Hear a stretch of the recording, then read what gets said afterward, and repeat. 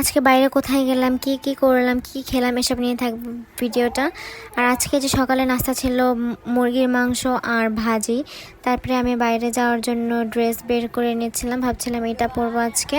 তারপরে আমি তো বেরিয়ে পড়ি, আর আমি 11 নম্বর দিয়ে যাচ্ছিলাম। আমরা ডিসাইড করেছিলাম আমরা আজকে সনি স্কোয়ারের রুফটপটায় যাব। আর তারপরে তো আমরা পৌঁছে গেলাম। ফার্স্টে যদিও আমরা অন্য দিক দিয়ে যাই, মানে মেইন গেট দিয়ে ঢুকি, আসলে এটা রং সাইড ছিল।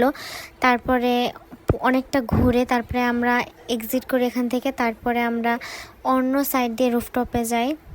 এই যে আমরা রুফটপে পৌঁছেছি। আসলে চারপাশের ভিউটা অনেক বেশি সুন্দর ছিল, জায়গাটা অনেক বেশি সুন্দর, ফটো তোলার জন্য অনেক বেশি পারফেক্ট একটা প্লেস। আমরা ফার্স্টে একদম উপরে বসেছিলাম রুফটপে, কিন্তু বাইরে গরম লাগছিল, তাই আমরা পরে ইনডোরে যাই।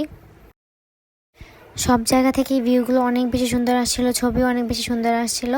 আর তারপরে আমরা এইটা অর্ডার করেছিলাম, এটা 1:4 এর একটা প্ল্যাটার ছিল। আর এই যে এটা আমার কাছে রাইসটা অত বেশি ভালো না লাগলেও মাংসটা অনেক বেশি মজা ছিল, মানে স্মেলটা টেস্টটা অনেক বেশি ভালো লেগেছে। তারপরে আমরা খাওয়া দাওয়া ছবি টবি তুলে তারপরে আমরা রওনা হওয়ার জন্য বেরিয়ে পড়ি। তারপরে এই তো একটা রিক্সা নেই, তারপরে রিক্সাতে করে আমি চলে যাই আমার ফোনের প্রোটেক্টর কিনতে 10 নম্বরেই।